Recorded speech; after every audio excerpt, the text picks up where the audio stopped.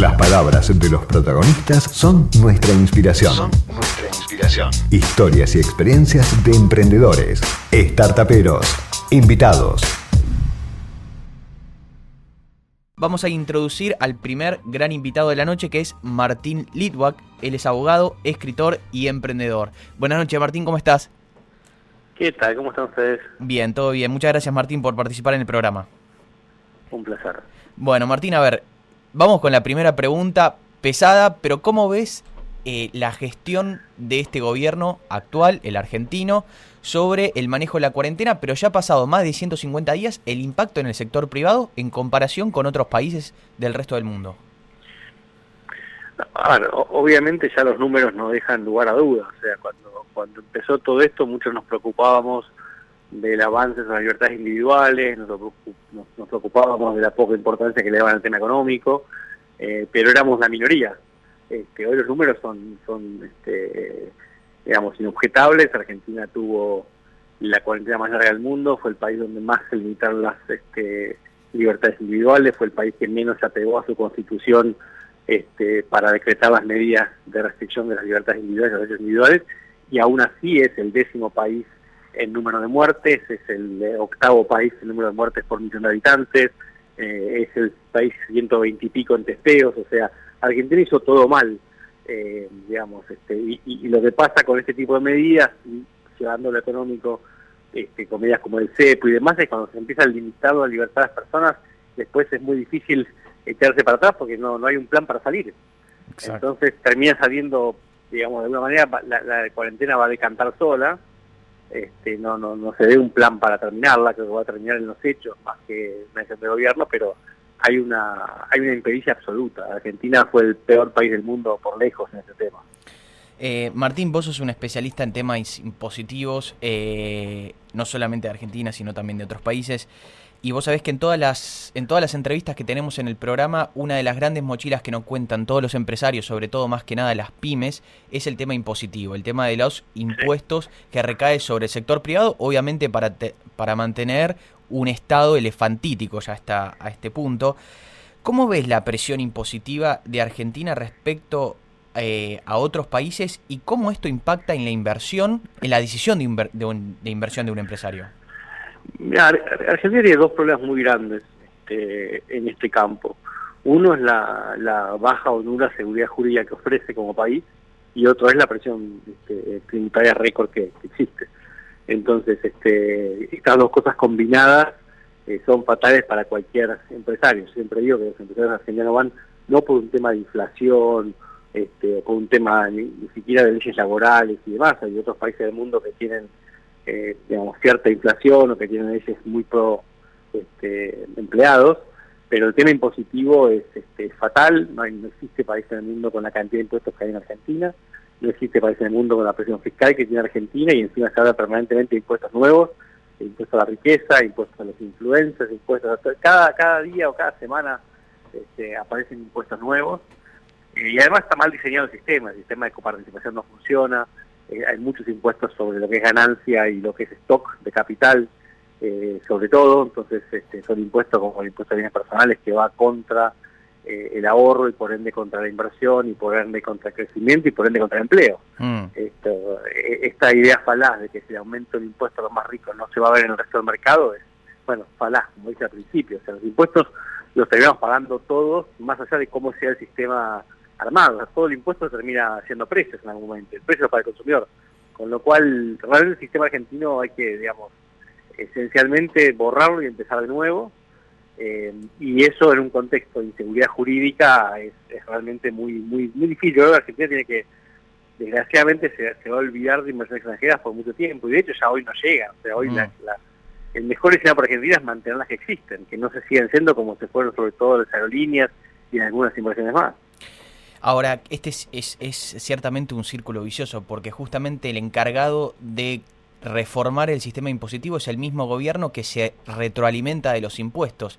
Y lamentablemente... Bueno, es que de hecho yo en el último libro que escribí lo planteo de esa manera. Yo creo que tenemos un problema muy grave cuando el Estado tiene un monopolio absoluto del tema tributario. Es decir, el Estado es el que determina qué impuestos se pagan, el Estado es el que determina cómo se interpretan las leyes impositivas, el Estado es el que determina cómo se resuelve un tema litigioso entre el Estado y un pagador de impuestos, que encima además tiene que pagar primero para después repetir, y el Estado es el que determina qué es lo que estudian contadores y abogados y economistas en las universidades sobre la materia impositiva.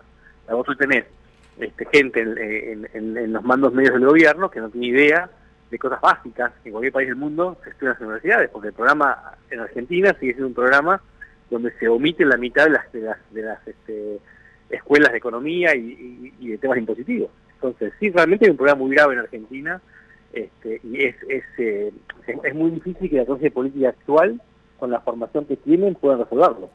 ¿Crees que por la presión motivada fundamentalmente por lo que vos comentabas recién, que no va a haber inversiones y obviamente el país necesita inversiones para creación de empleo, creación de valor agregado, puede verse forzado este gobierno a realizar una reforma impositiva como la que se debe hacer o no?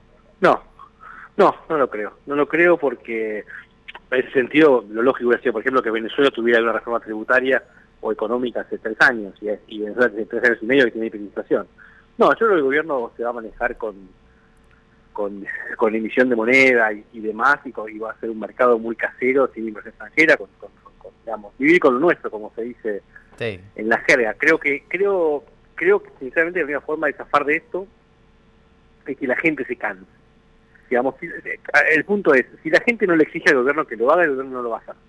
No es algo que sea prioridad para el gobierno, no entienden cómo funciona el sistema privado, lo ven como un enemigo,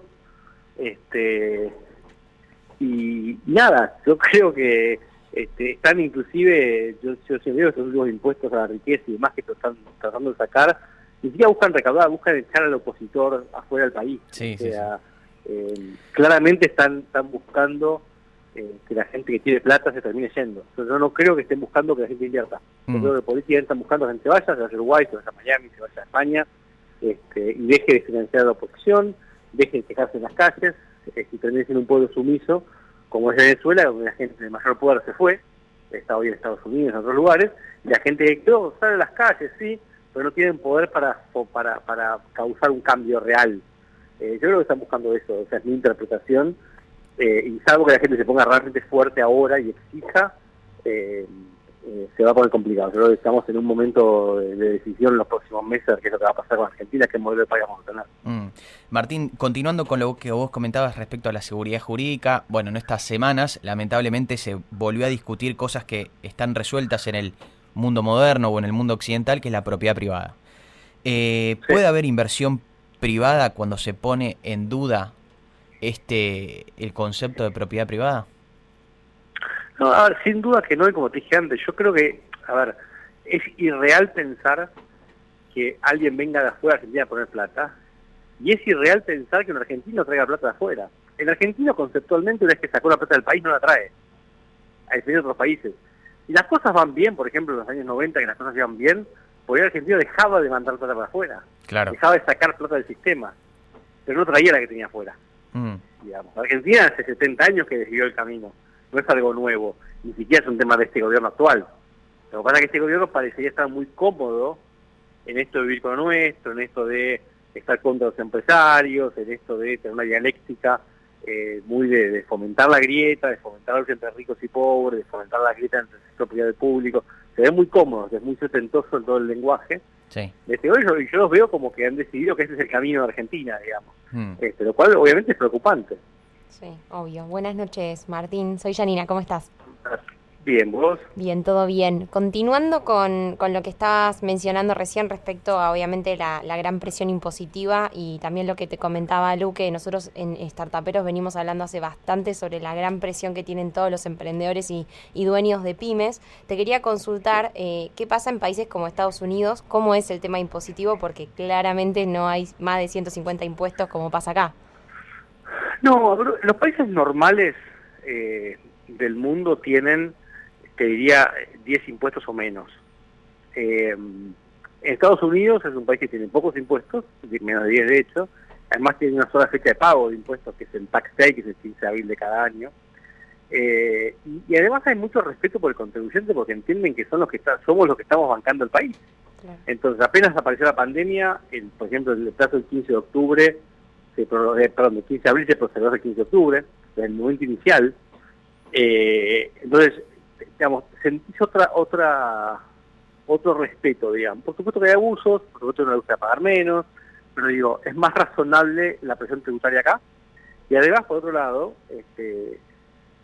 y esto es una discusión que a mí no me interesa mucho entrar porque yo siempre sostuve que no hay una relación, o sea, que los impuestos no son una tasa, es decir, no hay un servicio asociado al impuesto, pero si lo quisieras ver de esa manera, el Estado acá te da cosas, además.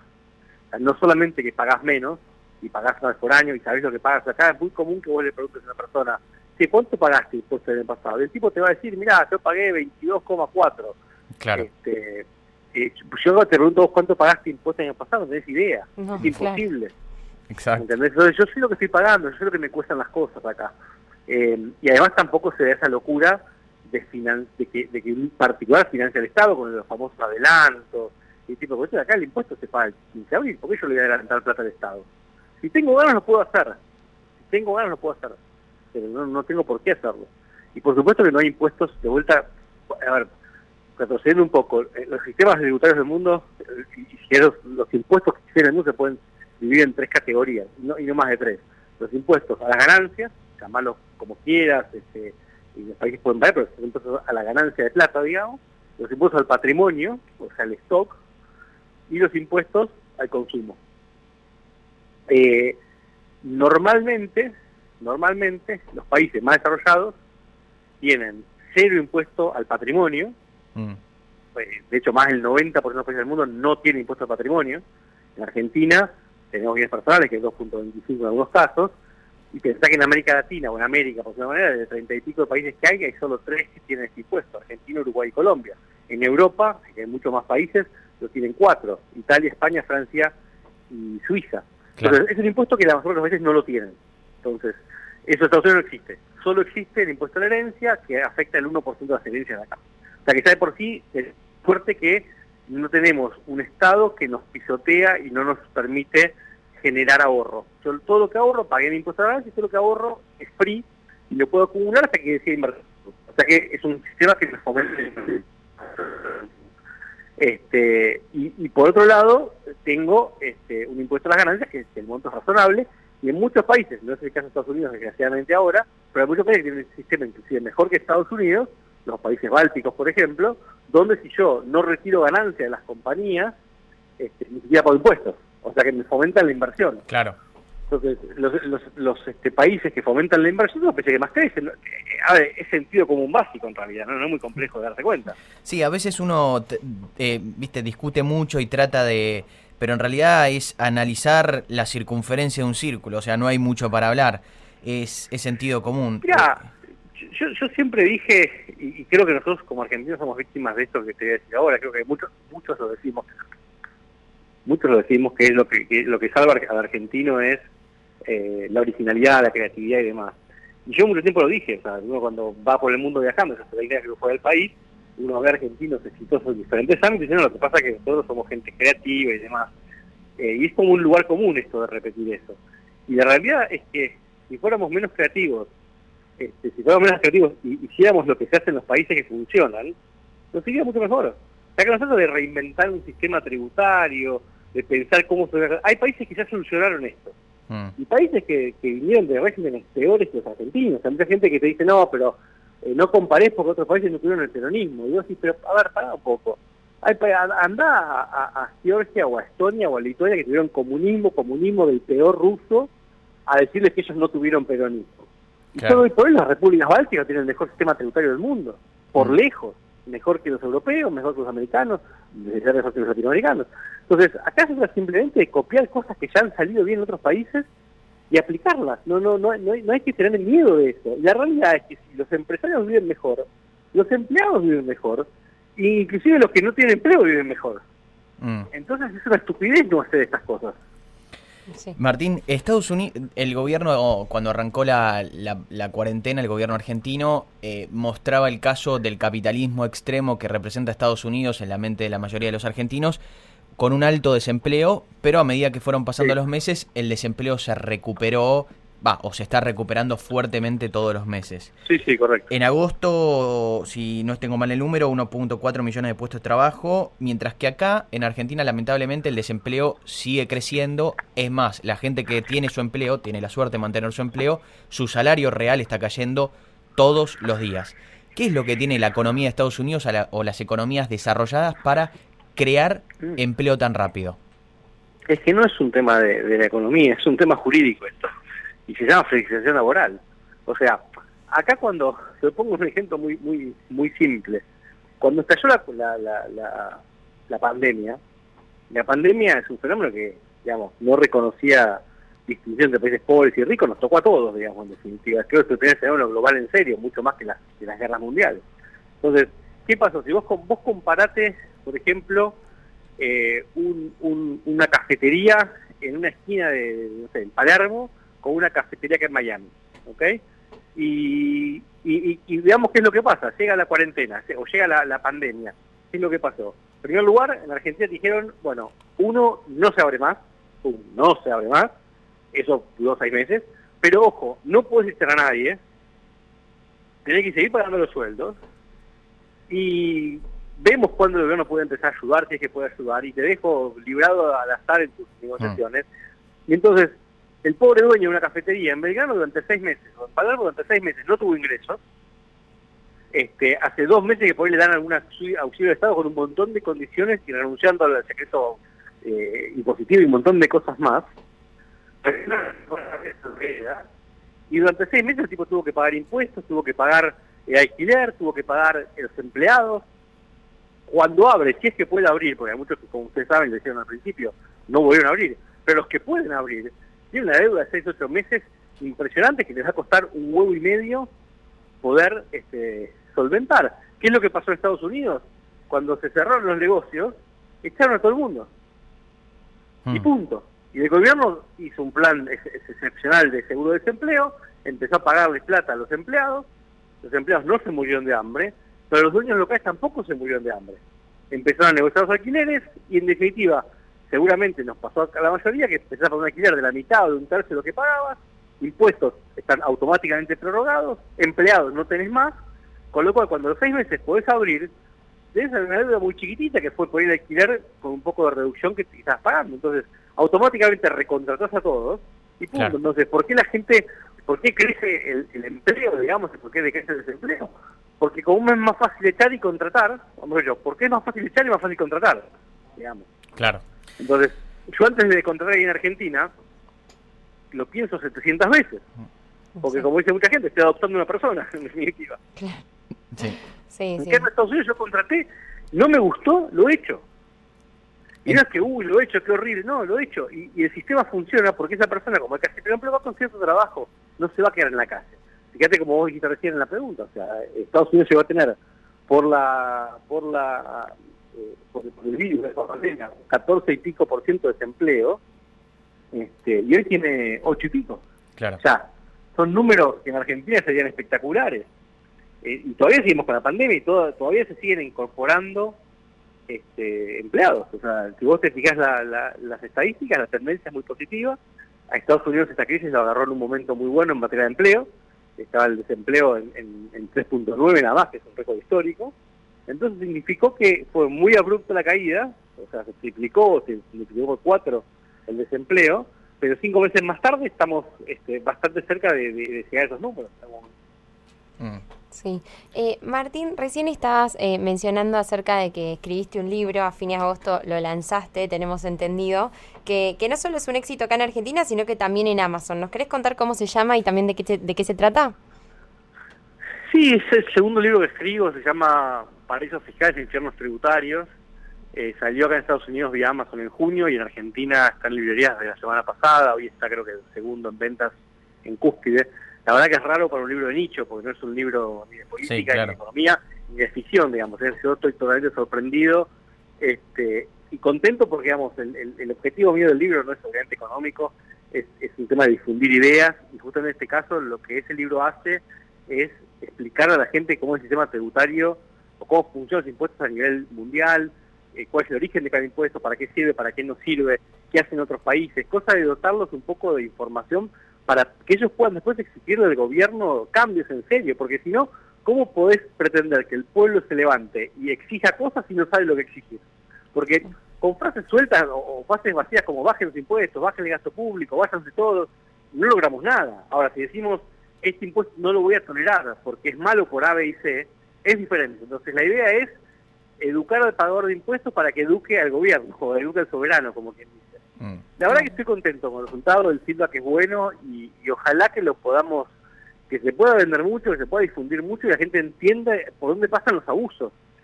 Porque de vuelta, si la gente no entiende que otro modelo es posible, no entiende qué consistiría ese otro modelo, y no entiende qué está bien y qué está mal, porque pagar impuestos no le gusta a nadie, pero hay una lógica en que hay ciertos impuestos hay que pagar. Entonces, la queja por la queja misma, de vuelta, decir, no quiero pagar impuestos, o la corrupción, o mezclar el tema de gasto público, que no tiene nada que ver con el sistema de seguridad argentino, porque yo no estoy diciendo en el libro que Argentina debería bajar el menos, es ponerte el político en contra. Yo lo que digo es que buscando la presión tributaria se puede recaudar. Okay. O sea que el político va a poder robar más si tiene ganas, por ponerlo en términos hasta más claros. Pero es importante que el contribuyente entienda qué es lo que está mal y empiece a existir un cambio en serio. Perfecto, Martín. Bueno, muchísimas gracias por tu visión, muchísimas gracias por tu tiempo, te agradecemos y bueno, muchos éxitos con el libro y ojalá puedas difundir estas ideas de cambio. Te agradecemos mucho. Gracias a ustedes, para mí un placer estar conversando con ustedes y quedo a las órdenes. Un abrazo grande, Martín. Bueno, muchas gracias. Nos informamos, debatimos, escuchamos y pudimos opinar y aprender la realidad que nos toca a todos. Así termina Startaperos. Así termina Startaperos. Un programa hecho por y para emprendedores. Nos reencontramos el próximo domingo a las 22. Por Millennium 106.7.